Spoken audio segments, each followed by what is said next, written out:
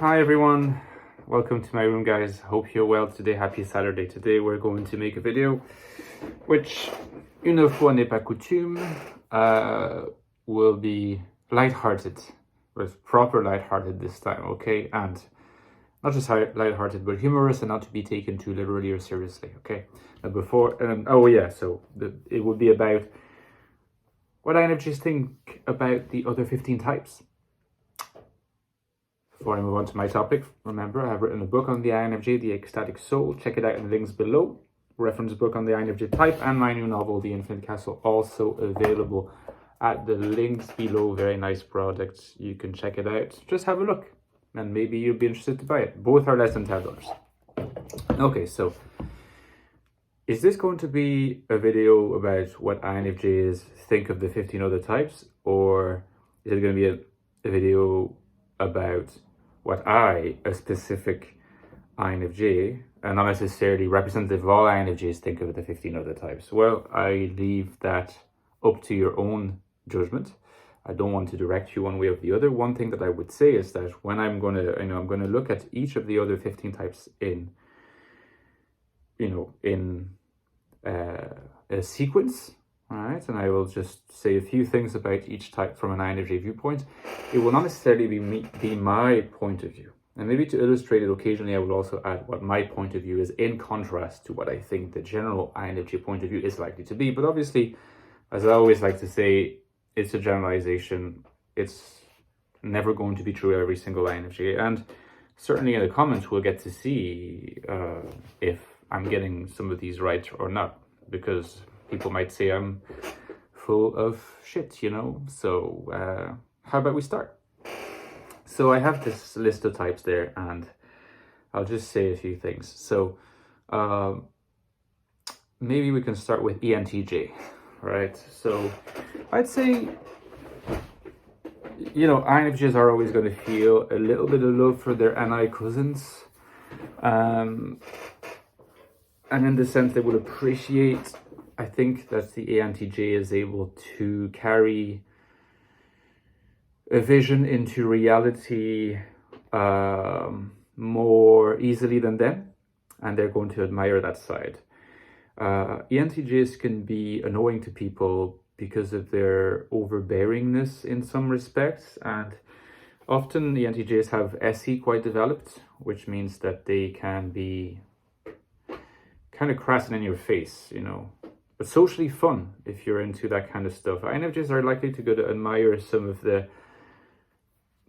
lack of shame and lack of self-consciousness with which ENTJs live their life and accomplish their goals in a way that INFJs wish they could, but they're a little bit too, like I said, self-conscious for that.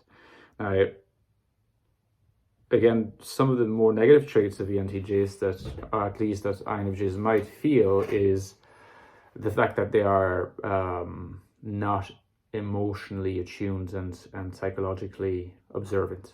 Or rather, they are psychologically observant, but they're not emotionally attuned to the psychological level of observation, so they might find them callous, and I might judge them for that. INTJs, I would say INFJs tend to view their INTJ cousins, or I would say, first cousins, quite positively. And to kind of, similarly to the ENTJ, they might envy this ability that he has of bringing to fruition a sense of prescience that is shared between the INFJ and the INTJ.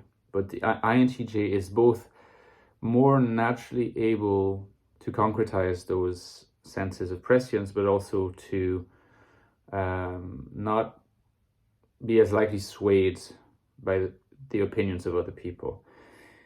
It's possible that some INFJs might have a negative opinions of INTJs based on very likely mistyped edgelords that exist online and that are trying all they can to be as offensive and as unfeeling as possible. Someone is trying that hard likely means they're not INTJ. INTJs are actually, they can be cold, it's true, or at least they have an exterior of coldness, but they're not really edgy. You know, edgy is not something that actually would describe an INTJ. So if you see that, likely it's a mistype. ENTPs, well, I would say that INFJs tend to like ENTPs that are balanced, because they really balance their own functions, and they can have really good banter and really good interactions. You know, they connect through FE and they also connect through TI and NE, and I can have really dynamic and enriching interactions. There are ENTPs that are very kind of low in FE really, and that have this kind of troll-like quality that is very, very annoying to INFJs in general. INTPs, I think, is one of INFJ's favorite types, golden pair as it's called. Still to this day, I don't quite understand. I mean, I completely understand why there's an intimate, or you know, there's a connection and there's an affinity. But why is it INTP over, say, INTJ, or, as we will see later, ENFP, or, you know, and even potentially like the healthy ENTPs? I never quite understood, because technically, you know, INTPs are inferior FE, but there's something there for sure. Probably the favorite type of INFJs, I would say, if I had to think of it based on all my interactions over the years.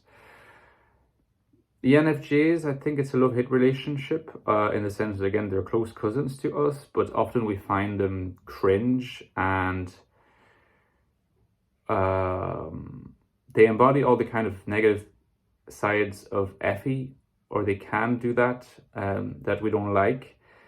It's really interesting because you have an interaction where if FE is dominant, it's just your world and you live in it. If your FE is auxiliary, you can have a kind of critical relationship to that function, because you're fundamentally an introvert.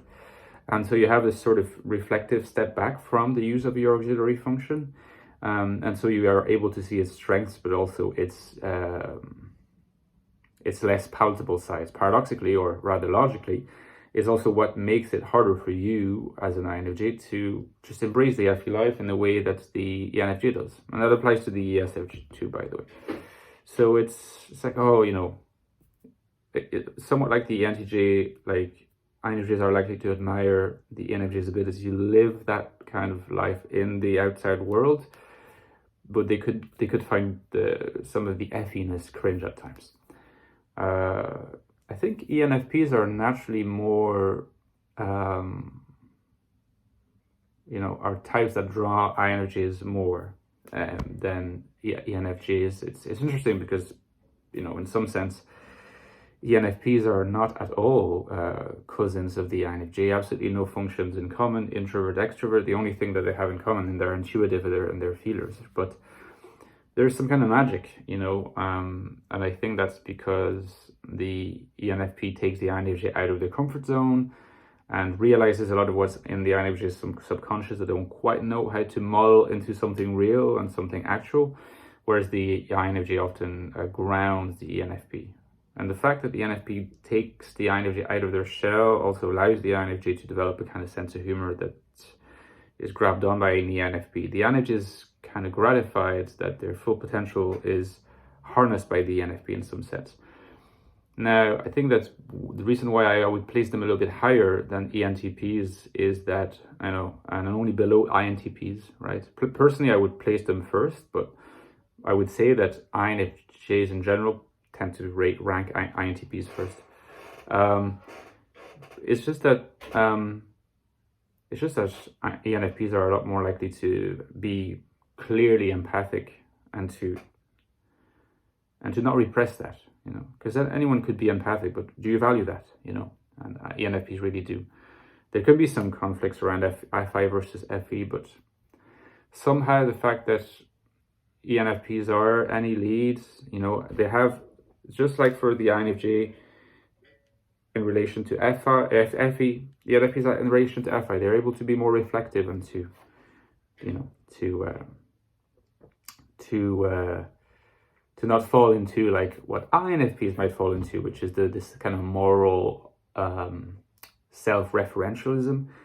I mean, I've made no secret of the fact that INFPs, I think, have great potential in pairings with INFJs, but it's always going to have to overcome certain hurdles having to do with FI lead. If you can overcome FI lead, then, like as in the initial conflict between FI lead and FE, then I think that there's huge potential, but it's not for everybody.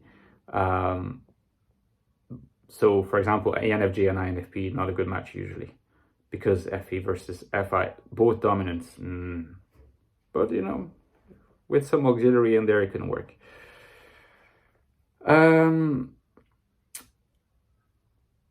You know what? I'm starting to think that maybe we'll make it into 2 episodes.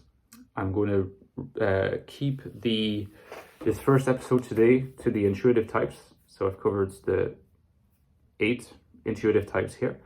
And maybe tomorrow, maybe next week, we'll see what I feel like. Tomorrow, I'll make a video about what INFJs think about the 8 sensors. So ESTJ, ISTJ, ESFJ, ISFJ, ESTP, ISTP, ESFP, ISFP. And we'll, you know, hopefully come up with some surprising verdicts here. Okay, so in the meantime, let me know what you think of those first 7 types, 7 plus INFJs.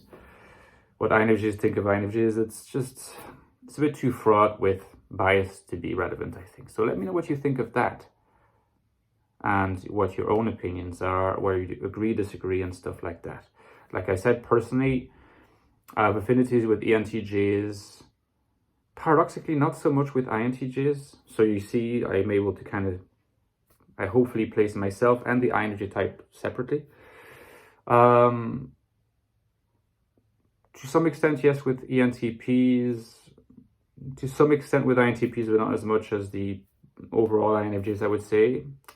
I get on better with ENFJs, I think, than your typical INFJ.